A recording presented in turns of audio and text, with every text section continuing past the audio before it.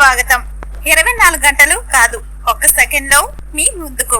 చూస్తూనే ఉండండి నిరంతరం వార్త ప్రసారాలు. తెలంగాణ మంత్రివర్యులు పొంగులేటి శ్రీనివాసరెడ్డి గారి పైన వస్తున్న ఆరోపణలు ఏదైతే ఉన్నాయో నిన్న మండలిలో గాని శాసనసభలో గాని మంత్రి గారిని బర్తరఫ్ చేయాలని మాట్లాడడం చాలా విడ్డూరంగా ఉంది. దెయ్యాలే వేదాలు వల్లించినట్టుంది. ఎందుకంటే ఒట్టునాగులపల్లి అనే ఒక ఏరియాకి సంబంధించి అక్కడ అది అన్నదమ్ముల పంచాయతీ. అది ఏదే పల్లవిష అనే వాళ్ళ తండ్రి ఏదైతే ఉన్నాడో దానికి సంబంధించి అగ్రిమెంట్ 26 ఎకరాల భూమిని వాళ్ళకి లీజుకు రాసిచ్చారు.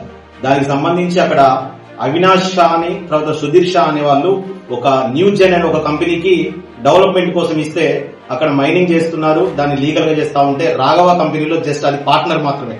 ఆ రాఘవ కంపెనీకి సంబంధించి పొంగులేటి శ్రీనివాసరెడ్డి గారికి ఎలాంటి సంబంధం లేదని నిన్న వెబ్సైట్ లోనే బీఆర్ఎస్ పార్టీకి సంబంధించిన ఎమ్మెల్యేలందరూ పేర్లు బయట తీస్తే ప్రసాద్ రెడ్డి గారు, మాధురి రెడ్డి గారు, అదేవిధంగా విజయలక్ష్మి వీళ్ళ పేర్లే ఉన్నాయి తప్ప పొంగులేటి శ్రీనివాసరెడ్డి గారి పేరు లేదు. ఒక కుటుంబంలో ఒక తండ్రి, అన్న, అక్క, చెల్లి ఎవరైనా ఏ ఉద్యోగమైనా చేసుకునే అర్హత వాళ్ళకు ఉంటది కాబట్టి చేస్తారు. వాళ్ళు డబ్బు సంపాదిస్తే శ్రీనివాసరెడ్డి గారు ప్రజాదరణ వస్తా ఉంది.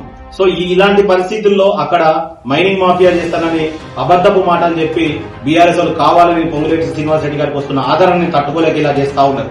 అదేవిధంగా కేరళలో ఎలక్షన్స్ జరుగుతూ ఉంటే శ్రీనివాసరెడ్డి గారు ప్రచార కమిటీలో ఒక భాగంగా ఒక సభ్యుడిగా ఉంటే అక్కడ కేరళ పోతే పారిపోయాడు, తప్పిపోయాడు, వెళ్ళిపోయాడని నిందలేస్తా ఉన్నాడు. మరి 10 సంవత్సరాలు పాటించిన బీఆర్ఎస్ పార్టీ అధినేత కేసీఆర్ ఒక్కసారి కూడా ఇప్పటి వరకు అసెంబ్లీకి రాలేదు. మరి దాన్ని ఏమని మాట్లాడాలి?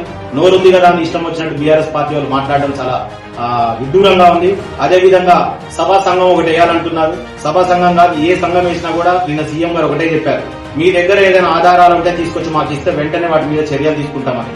కాబట్టి బీఆర్ఎస్ శ్రేణులు దయచేసి మీరు ఈ సత్యదూరపు మాటలు పక్కకు పెట్టి శ్రీనివాస్ రెడ్డి గారు మీ పార్టీలో ఉన్నప్పుడు జరిగిన అన్యాయాన్ని, అక్కడ జరిగిన అవమానాన్ని భరించి పక్కకొచ్చి ఈ రోజున కాంగ్రెస్ పార్టీ పదవిలోకి వచ్చిందంటే, ఇక్కడ ప్రభుత్వం వచ్చిందంటే శ్రీనివాస్ రెడ్డి గారు కీ రోల్ ఉండి ఇక్కడ ఉమ్మడి ఖమ్మం జిల్లాలో ప్రజా ఆదరణ శ్రీనివాస్ రెడ్డి వైపు చూస్తుంది. కాబట్టి ఇలాంటి అబద్ధపు మాటలు చెప్పి శ్రీనివాస్ రెడ్డి గారిని ప్రజల నుంచి దూరం చేసుకోవాలనుకోవడం మీ అవివేకం అని మేము మా యూత్ కాంగ్రెస్ తరఫున డిమాండ్ చేస్తూ, ఆ ఒట్టినాగులపల్లిలో జరిగిన భూదందా పైన శ్రీనివాస్ రెడ్డి గారికి ఎలాంటి సంబంధం లేదు.